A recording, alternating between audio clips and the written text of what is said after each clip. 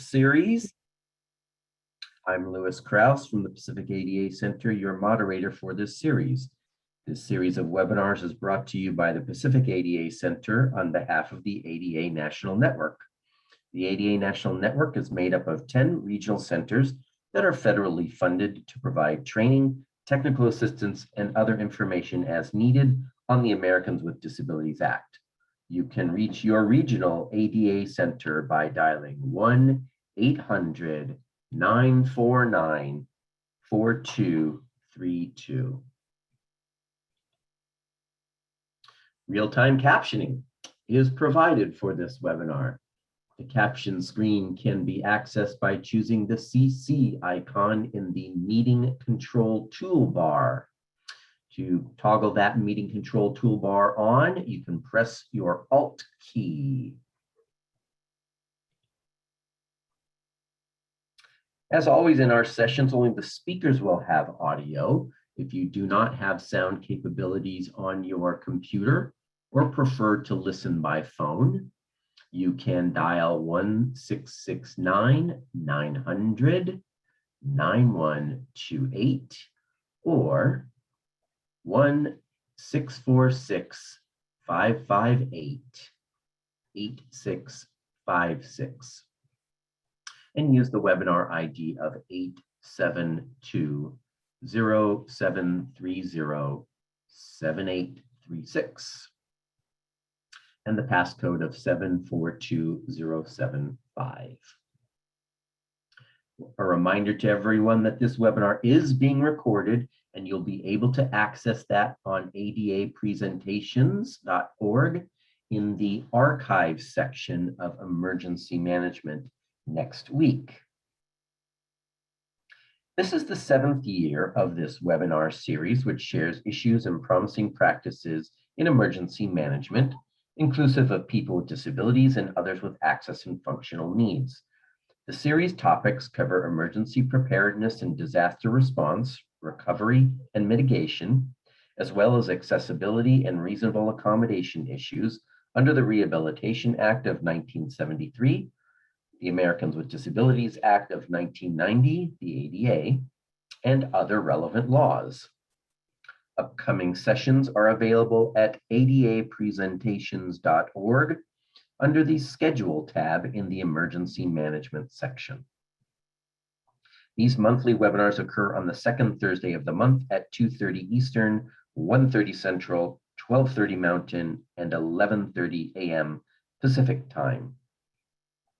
By being here, you are on the list to receive notices for future webinars in this series, and those notices go out 2 weeks before the next webinar and open that webinar to registration. You can follow along on the webinar platform with the slides. If you are not using the webinar platform, you can download a copy of today's PowerPoint presentations at the adapresentations.org webpage in the schedule section. At the conclusion of today's presentation, there will be an opportunity for everyone to ask questions. You may submit your questions using the chat area within the webinar platform, and the speaker and I will address them at the end of the session. So feel free to submit them as they come to your mind during the presentation. To submit your questions, you open the chat area text box, or you can press Alt-H and enter your text in the chat area.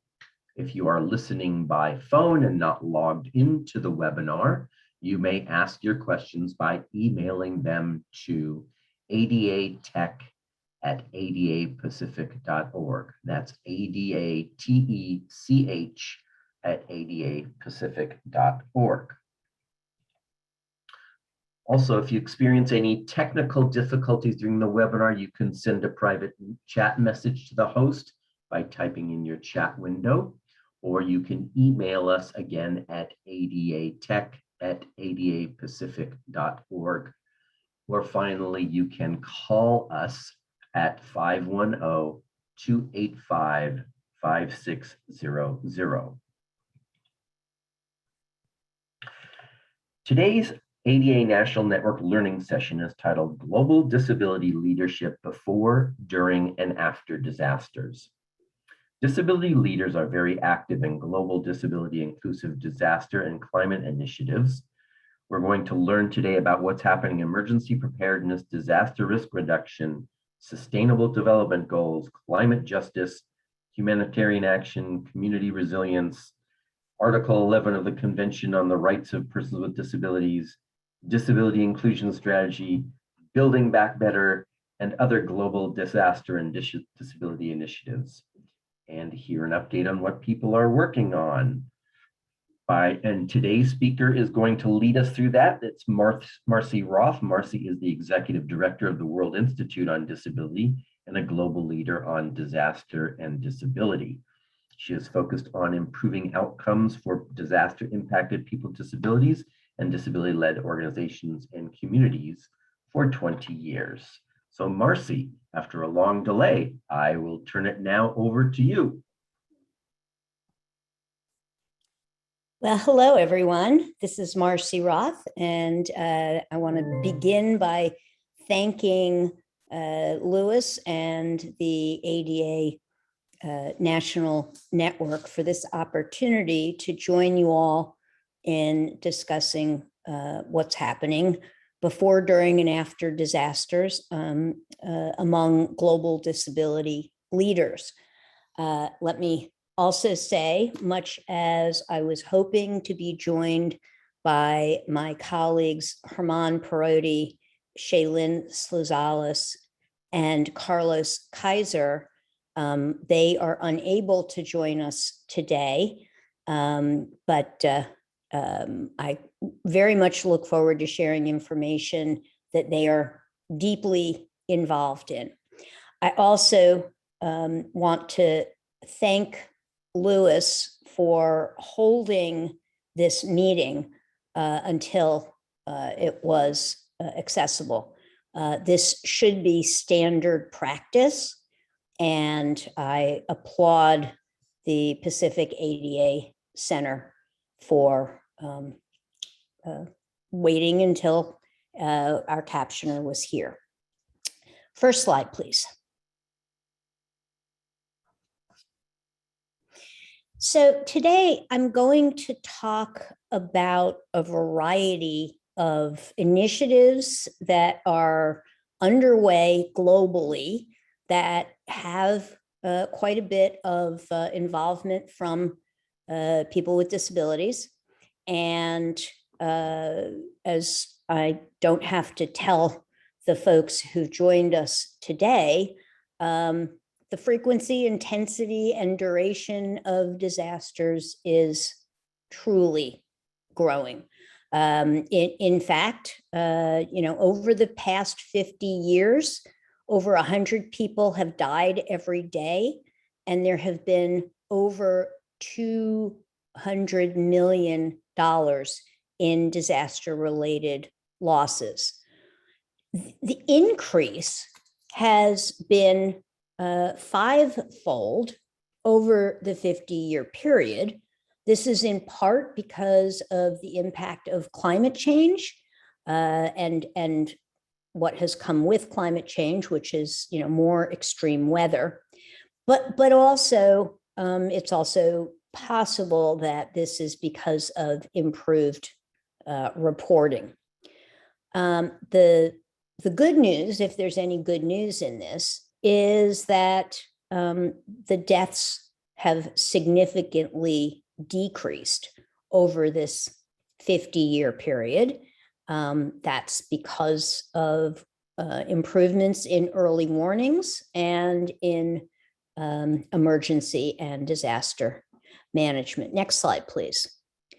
However, unfortunately, for people with disabilities, the news doesn't, there's no payoff in that, because as people with disabilities, we are 2 to 4 times more likely to be injured or to die in a disaster. And that's not because of our disability. That's not because of any diagnosis or condition. It's because of a failure of planning, accessibility, providing accommodations and modifications, and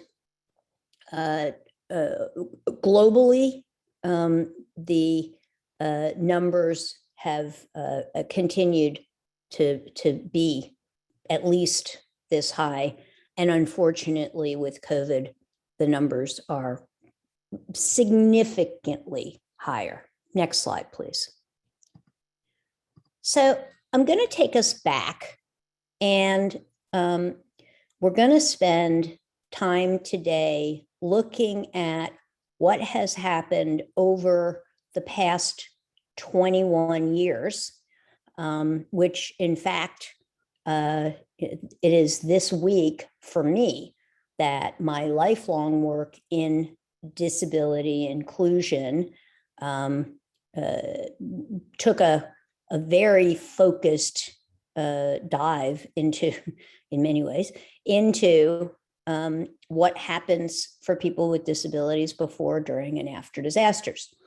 So I'm going to start by just reflecting on the Millennium Development Goals, which were launched in the year 2000, and they were they followed a declaration that was focusing on the reduction of extreme poverty and establishing 15-year targets for decreasing poverty and increasing outcomes. Next slide. But people with disabilities were not included in the goals. We were not mentioned in the goals, and thus people with disabilities were not involved in any of the development initiatives or any of the money that was being spent in that first 15 years in those development goals. Next slide, please. So in 2006, the Convention on the Rights of Persons with Disabilities was then brought into force 2 years later. And this treaty shifts policy and policy implementation from a charity and medical model approach to one that is based on rights. This is the only treaty that addresses the rights and needs of people with disabilities, who, as we all know, are the world's largest minority. And of course, anyone can join our club at any time. And as a person with a disability, I just want to enforce that this is something I am very proud of as a person with a disability. So next slide, please. The convention was in fact signed and ratified by many of the nation states, which is the UN term for countries. And I've put up a map that shows who has not signed, who has signed the convention itself and the optional protocol, who has ratified, holding themselves accountable to it, and who has ratified the convention and the optional protocol. Next slide, please. So 164 member states or countries have signed and ratified. 9 member states have not ratified. And those 9 states are Bhutan, Cameroon, Lebanon, Liechtenstein, Solomon Islands, Tajikistan, Tonga, the United States of America, and Uzbekistan. So 164 have signed, 9 have not, and the United States is one of those 9. So we could spend a lot of time today talking just about the CRPD. And for those of you who are unfamiliar, ratification will require the US Senate to agree to this ratification. And while it's hard to imagine that we have not made that kind of progress yet, many would say we are not any closer right now. So next slide, please. In the convention, there are 50 articles, 50 separate areas in which the convention, the treaty speaks to the rights of persons with disabilities. And because our topic today is really focused on disability and disaster, I'm only going to call out Article 11, which speaks to situations of risk and humanitarian emergencies. And so, for example, those member states who have signed and ratified agree to take, in accordance with their obligations under international law, including international humanitarian law and international human rights law, all necessary measures to ensure the protection and safety of persons with disabilities in situations of risk, including situations of armed conflict, humanitarian emergencies, and the occurrence of natural disasters. So many of the 50 articles also play a very significant and important role for people with disabilities before, during, and after disasters. But Article 11 is the article in which a significant amount of focus has recently turned as some new tools and resources begin to come online. I'm going to move on now, and if we could go to the next slide. We're going to leave the CRPD for a moment, and we're going to talk about the Sustainable Development Goals. Now, many people are familiar with the Sustainable Development Goals, or the SDGs, and yet I think here in the US, there really hasn't been a whole lot of focus on what this is. So the Sustainable Development Goals followed the Millennium Development Goals. They were established in 2015 by the UN. And just as those first 15 years, there were priorities for eliminating poverty, the Sustainable Development Goals include 17 interlinked global goals designed to be a blueprint to achieve a better and more sustainable future for all. The expectation is that all of the goals would be achieved by the year 2030. Next slide, please. And the then UN Undersecretary stated, "It was the first time in human history that we as human beings reached consensus on the future of development." And we could be the first generation to succeed in ending poverty everywhere. Next slide, please.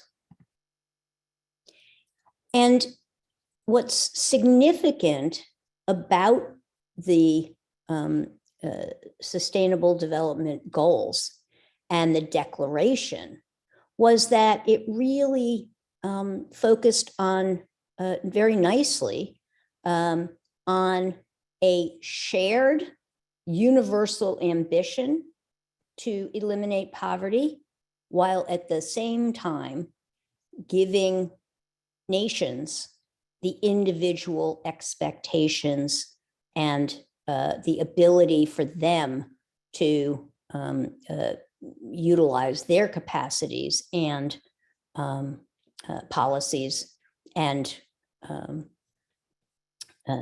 where they're at in development. Next slide, please. One of the big challenges with the Sustainable Development Goals is that while happily the SDGs include people with disabilities for the very first time, oftentimes people are referred to as the vulnerable or vulnerable populations.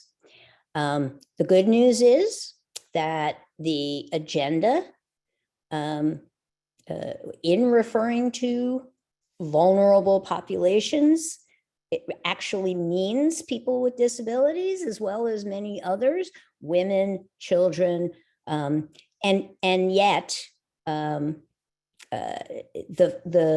folks who were working on the passage of the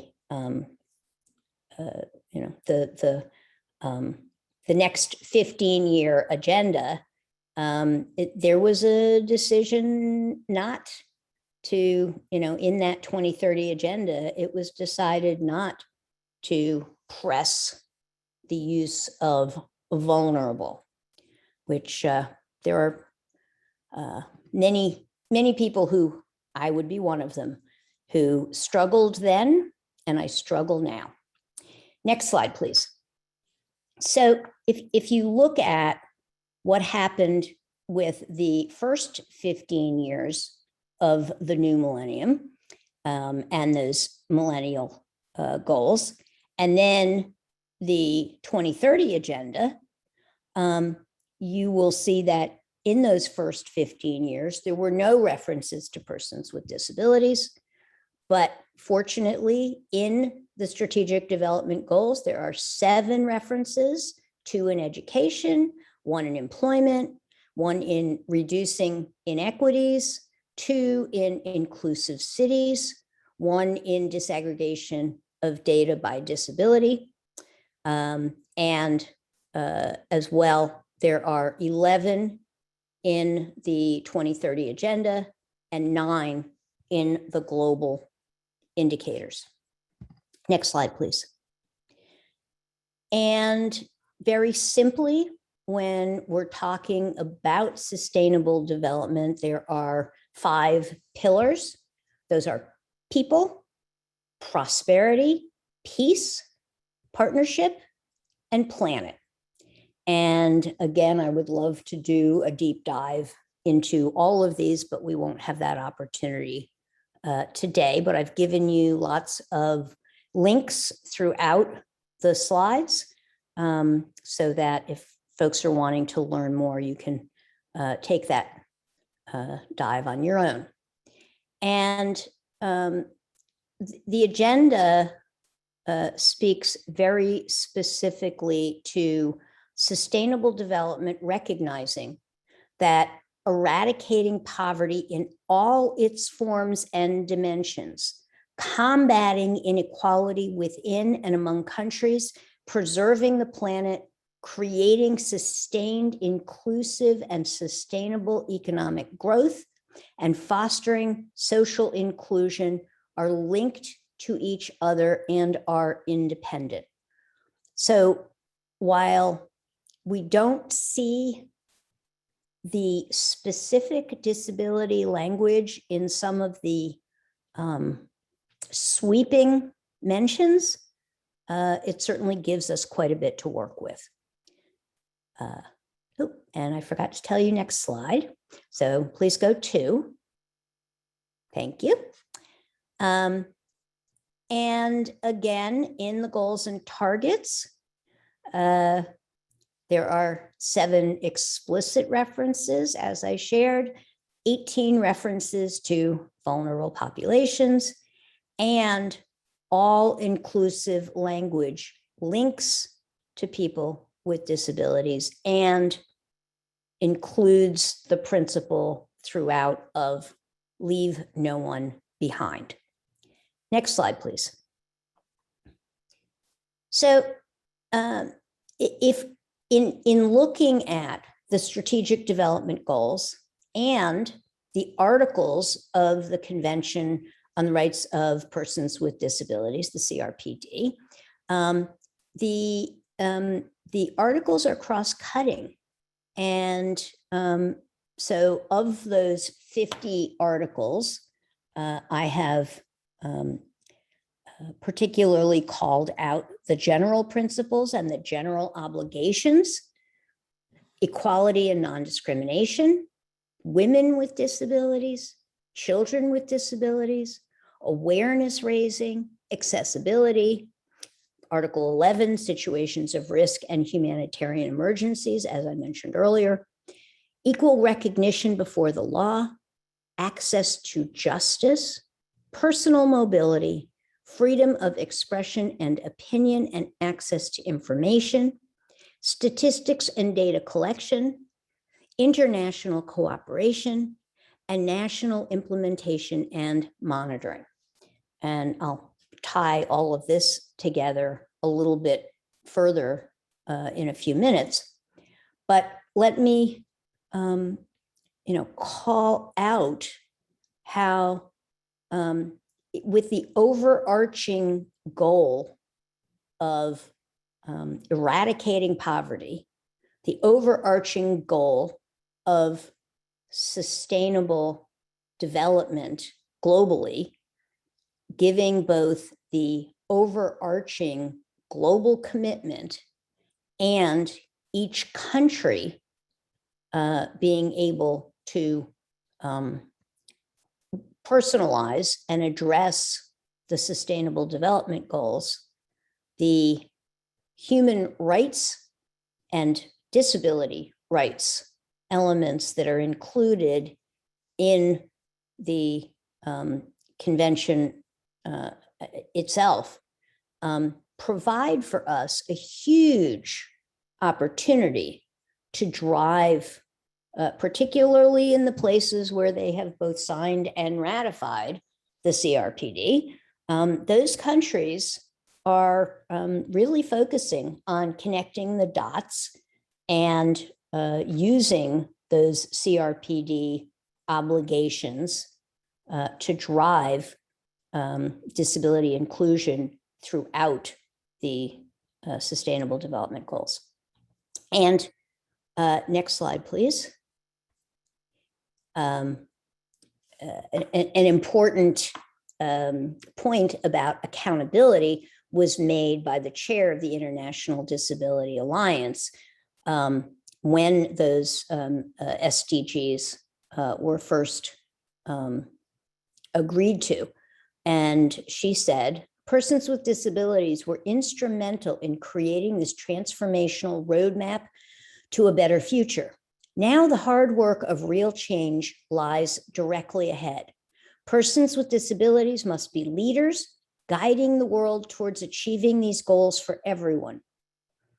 This journey demands our persistent and unwavering duty to hold our governments accountable to their own commitments. Our full engagement in the follow-up and review mechanism is fundamental. We cannot afford to be left behind again. Next slide, please. So,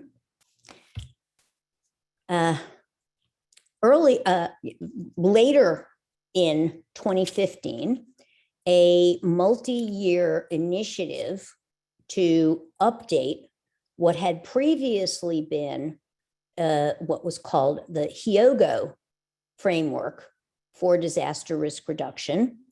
It was time to update that framework to expand from 2015 to 2030. So following the Great East Japan earthquake in 2011, the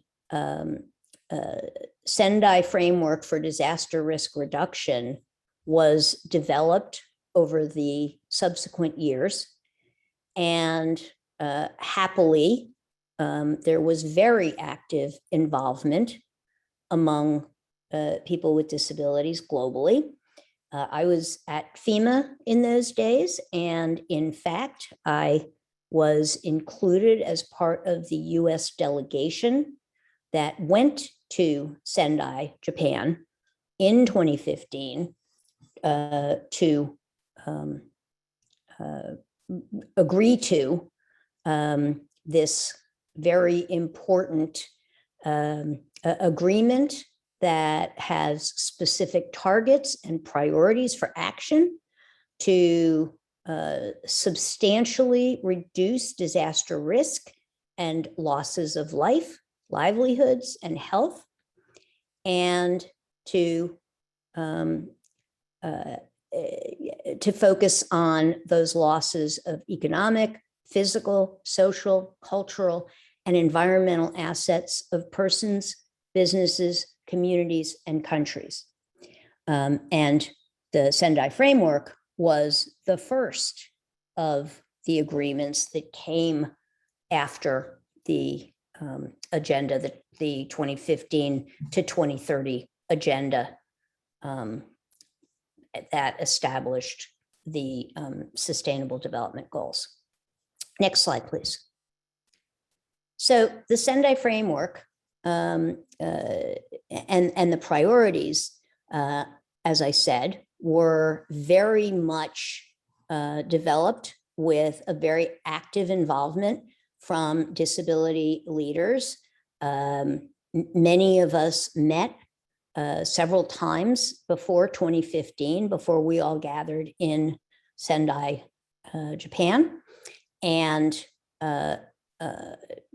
there were, I think, about 125 disability leaders in attendance in that meeting in 2015. This meeting was called a global platform for disaster risk reduction. There have been three since then. No, I'm sorry, there have been two since then. And one was in Cancun, Mexico. The other one was in Geneva. And the next one will be in May of 2022 in Bali, Indonesia. And there has been a very broad involvement from disability leaders in each of those subsequent global platforms.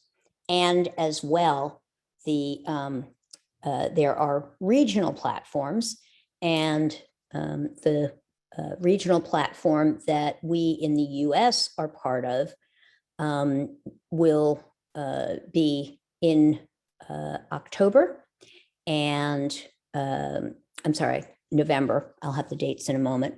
And that meeting will be a virtual meeting. So everyone can attend, which is just wonderful. And the intention of these platforms are to review progress, share information, and discuss developments and trends in reducing disaster risk. These discussions then drive a high-level political forum on sustainable development that occurs each year and also has a significant amount of involvement from disability leaders. Although, let me say, very few people from the US, and particularly very few who are focusing on disaster risk reduction, are actively involved in the implementation of the targets for the Sendai framework. The 4 priorities are to understand disaster risk, strengthen disaster risk governance to manage disaster risk, invest in disaster risk reduction for resilience, and enhance disaster preparedness for effective response and to build back better in recovery and rehabilitation and reconstruction. So next slide, please. Oh, next slide, please. And so there are 4 global targets that call for reduction and 3 global targets that call for an increase. So the 4 that call for reduction are reduction in mortality, reduction in affected people, reduction in economic loss, and reduction in damage to critical infrastructure and disruption of basic services. And the increases are for countries with national and local disaster risk reduction strategies, increases in international cooperation, and increases in the availability and access to multi-hazard early warning systems and disaster risk information. So if there are those who've joined us today who are actively involved in the US work around meeting those global targets, I would love to talk with you more about what that looks like in your local community or in your state, and as well in the work that you're doing nationally, because there are very few of us who are focusing on what's happening with the US's contributions to the Sendai framework. And over the past 4 years, the US focus was primarily on insurance, which for people with disabilities, people experiencing poverty, the focus around insurance and reducing economic loss is not something that is something that most of us are at the table around. So next slide, please. And the Sendai framework does refer to people with disabilities. It also refers to universal design. We worked really hard to get that language in there. And one of the best insertions in the framework is the framework recognizes that not only are persons with disabilities disproportionately affected by disasters, but crucially, that their knowledge and leadership skills are essential for building resilient, inclusive, and equitable societies. So, it's so important that we recognize that it's not just about monitoring and enforcing our rights, although boy, it sure is an imperative that the Americans with Disabilities Act and the Rehabilitation Act and other disability laws are in fact being implemented, monitored, enforced. This takes it farther and says it's not just that we are disproportionately impacted, but that we have the knowledge and leadership skills to benefit the whole community. Next slide, please. So I'm going to spend some time talking about some ways that folks can get involved. And then I'm going to talk about as well some other aspects that I hope you'll find of interest. So first and foremost, there is a thematic group on disaster risk reduction. And this is a group of folks who are focused on contributing to the monitoring of the Sendai framework, and as well, how the Sendai framework impacts the overarching 2030 agenda. And if you are interested in joining that thematic group, I've provided a link for folks to do that. Next slide, please. As I had mentioned, the regional platform for disaster risk reduction in the Americas and the Caribbean will be held the first week in November, and that will be a virtual event. Herman Parodi has played a very significant role in the planning for the regional platform for disaster risk reduction. And I have as well been involved in both this and several other of the regional platforms. And we sure would love to have more folks actively involved. Next slide, please. I had mentioned the global platform, which is where all of the regions come together. Last time we met in Geneva, and there were, I think, no, I think I was wrong. In 2015, I think we had about 400 disability leaders. In Cancun, we had, I think, about 250. And then in Geneva, we had about 125.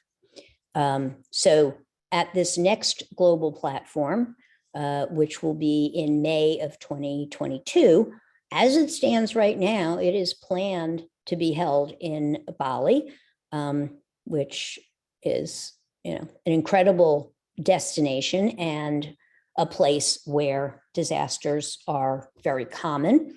It's also a country that has a very active disability leadership. So if you're wanting to follow the planning for the global platform for disaster risk reduction, I've also shared a link here. Next slide, please. So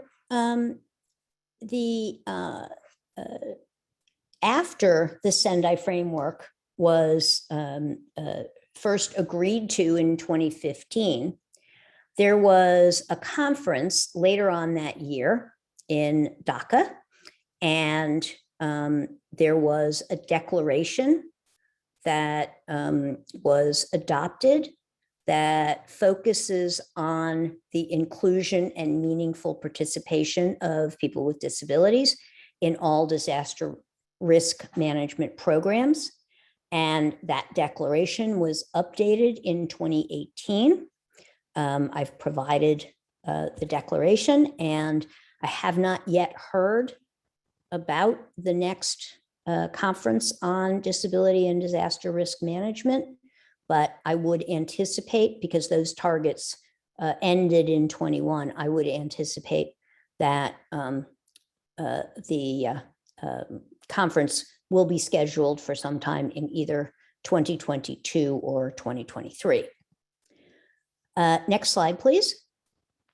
Also in 2016, there was a charter on the inclusion of persons with disabilities in humanitarian action, and that was launched at the World Humanitarian Summit, and very widely involved.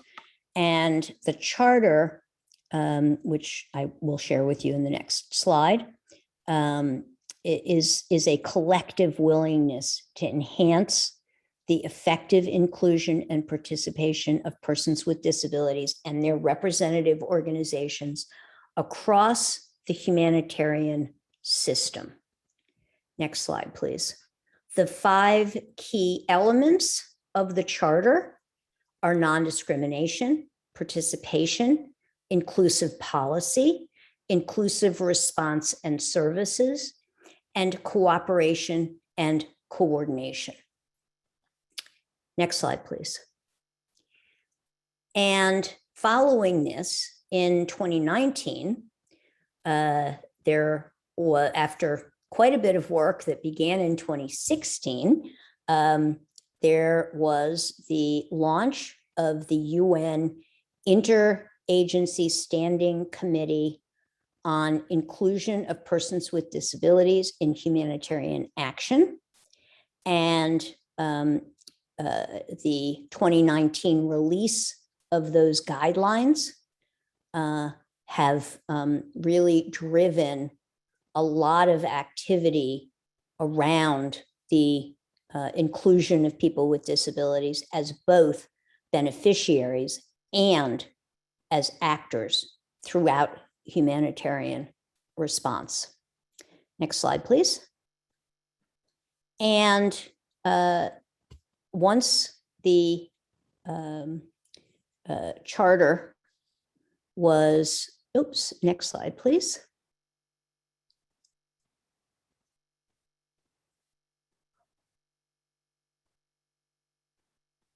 Next slide, please.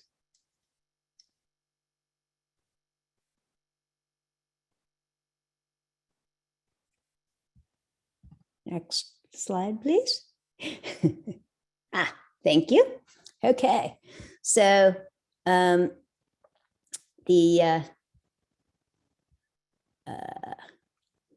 so a reference group was established to continue that work and to support the development, dissemination, and implementation of the guidelines. And for folks who are interested in becoming involved in the reference group, I've placed a link for folks to join the reference group. And it's called the DRG, the Disability Reference Group, has 7 specific working groups. And I am the lead for working stream 7, which is a work group of disability-led organizations, disabled persons organizations,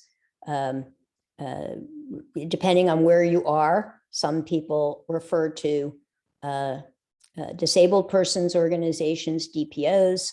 Some folks say organizations of persons with disabilities, OPDs, and some disability-led organizations in a commitment to identity first.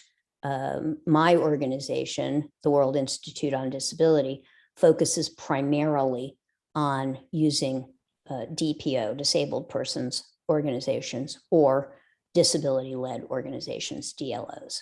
So again, we have a working group. I would welcome those DPOs to join the work stream that I'm leading, and as well the other aspects of the reference group. Yeah, I'm having some sort of hardware failure. Yeah. I'm going to have to completely restart my PC. Okay, I can't do a thing. It won't let me do anything. Yeah, I need to restart, reconnect. Okay. That'll be about 2 to 3 minutes. Okay. Okay. So it seems like we're having some technical difficulties. And so I will just keep going, but I won't have the slides, but those slides will be available to everyone.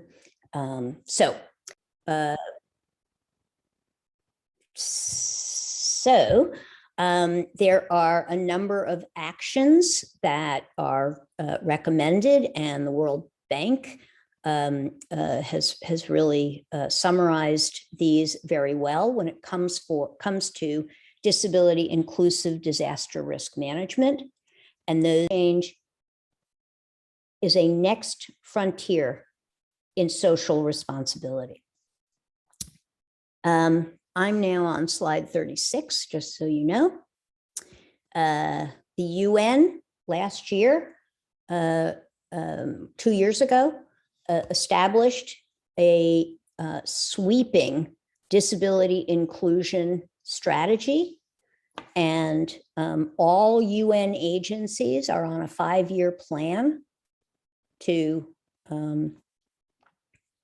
implement the disability inclusion strategy. And it operates under 4 pillars: leadership, strategic planning and management, inclusiveness, programming, and organizational culture. And then there are 15 indicators, and every federal agency needs to, every UN agency needs to have a 5-year plan for meeting all of those, meeting or exceeding. I am now focused on armed conflict and humanitarian crises, and want to point out that the UN Security Council adopted a resolution on focusing on persons with disabilities and armed conflict and humanitarian crises.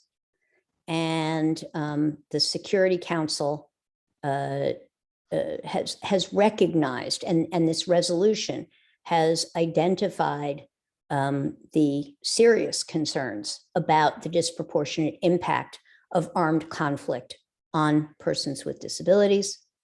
They've identified, next slide, please. They've identified proposed actions. And those of us who are working on this are very hopeful that those next actions are going to be, are going to really drive significant improvement. There's a report on the rights, next slide, please. There's a report on the rights of persons with disabilities in armed conflict, and I have provided, next slide, please. I have provided a link to that. And next slide. I'm now going to take a few minutes to talk about the Global Alliance for Disaster Resource Acceleration. The Global Alliance for Disaster Resource Acceleration is also called GADRA, and GADRA was launched by the World Institute on Disability, the Partnership for Inclusive Disaster Strategies, and Inclusiva. And it has been our intention over the past year since we first launched GADRA to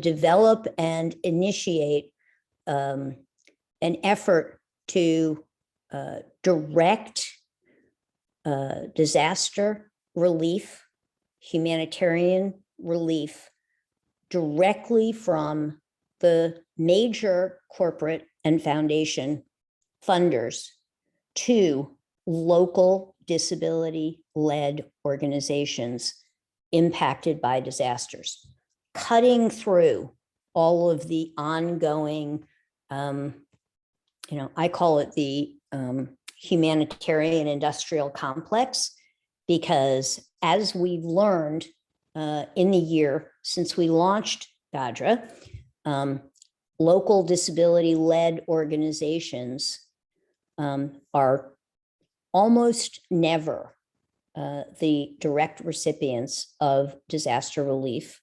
This is true as recently as this past week.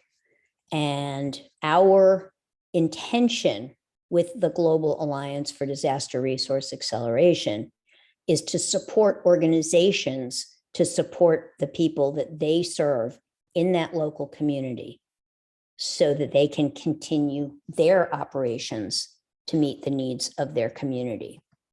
Next slide. So we have brought folks together 9 times with remote global gatherings. We've had 73 countries participating from 6 of the 7 continents. We haven't given up on Antarctica yet, but we're 6 out of 7. We have a founders circle that is made up of allies, funders, disability-led organizations, and those funders, corporations, and foundations work with us to identify and make matches directly with local disability-led organizations so that those corporations, those funders can directly support. We say that we are disrupting exclusion by accelerating radical inclusion of these disaster resources when and where and how they're needed most. Our next event, next slide, please, we're real excited about. We are partnering with Gallaudet University, and our next event, Deaf-Led Disaster Action, will bring together deaf leaders working on disaster from Vietnam, Trinidad and Tobago, and Japan. And we will be providing sign language interpretation in 3 languages and international sign. And of course, it will also be captioned. This is the first of a 3-part series. And if you would like more information, next slide, we invite you to join GADRA. We invite you to register for these upcoming events. And with that, next slide, please. I think we actually have a few minutes for Q&A. So thank you again. And I hope that those of you who have an interest in breaking down some of the silos in our US-centric disaster efforts and in learning from, working with, and joining the leadership of disability leaders who are working on disability inclusion before, during, and after disasters. So, Louis, back to you. Great. Thank you so much, Marcy. And thank you all for your patience while we had a little bit of technical difficulties. And good job, Marcy, just keeping on plugging through while we were having crashing systems and whatnot behind the scenes. So all of you, please remember to submit your questions in the chat window now, and we'll get to those as we can here. So here's a first one for you, Marcy. The US has its own laws on accessibility for persons with disabilities and/or access and functional needs. Do you feel the UN requirements are better or have aspects that you feel could be added to the US laws that could improve things in our country? So thank you, Louis. So first of all, it's not a matter of better or worse. It's a matter of collaboration.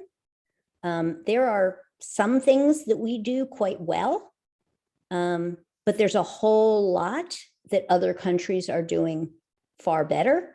And it's not just about the laws. You know, we have, as we all know, the Americans with Disabilities Act is 31 years old. The Rehabilitation Act is almost 50 years old. And as recently as this past week, we have seen the unbelievable failures of our systems to support people with disabilities and to engage local community leaders in managing the horrific circumstances as well. The past year and a half in both COVID and in concurrent disasters. There's a lot we could be learning from the other countries. So it's not a matter of, do we have enough? Is what we have adequate? It's why wouldn't we want to join the other 162 countries who are working together? I mean, they have meetings that the US can't actively participate in because we're not voting members because we haven't ratified the convention. So I just don't think there's any benefit in not ratifying the CRPD. And I think if we are really committed to eradicating poverty, if we are really committed to sustainable development, we need to join the rest of the world in figuring out how to get this much, much more better than it's been. All right, let me get you in the next question. In your study and analysis of the persons with disabilities dying more in disasters, has it been determined if they were not able to prepare because they could not see, hear the announcements of the emergency, or if they were in an economic demographic that they didn't have the financial means to leave in advance, or was it due to the disability the individuals had that they were not able to evacuate? Can you please break down the information in more detail? And I know that you probably aren't going to do that so much, Marcy. So let me sort of before you answer, let people know that if you ask this question or if you're interested in this, you should go back to our archive here on the emergency management system and webinar series. And there was a talk given by Laura Stowe, who has this research, and she presented that here on our webinar series about 2 years ago, I'm going to guess off the top of my head. Okay, go ahead, Marcy. Yeah, thanks. And the answer is yes. all of these contribute, and all of them are it is possible to eliminate the reasons for whichever of these is the particular disproportionately impacting thing that resulted in the loss of life or preventable injury or institutionalization. I mean, we could have a whole other discussion about institutionalization. I haven't really spent a lot of time talking about that today. It is a huge part of the global crisis as well.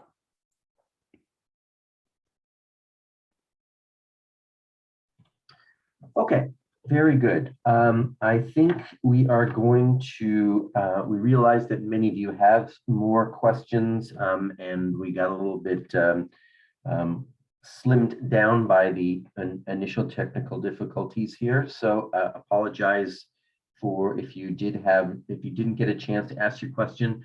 Marcy has kindly put her email address there on the screen if you want to contact her about these things. If your question is about the ADA, you can contact your regional ADA center at 1-800-949-4232. You will receive an email with a link to an online session evaluation. Please complete that evaluation for today's program. We really value your input and want to make sure that those of our funders understand the value of what we're producing here.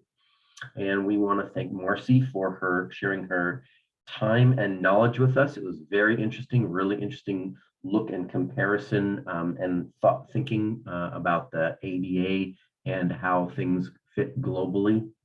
So, and a reminder to you all that today's session was recorded.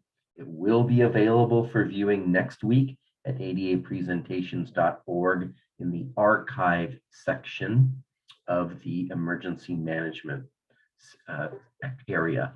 And watch your email for the next webinar that we will be hosting in October. And so we appreciate, again, thank you very much, Marcy, and thank you all for coming and sitting through the couple of technical problems that we had today. So thank you for attending today's session, and have a good rest of your day. Bye-bye. Thanks for having me.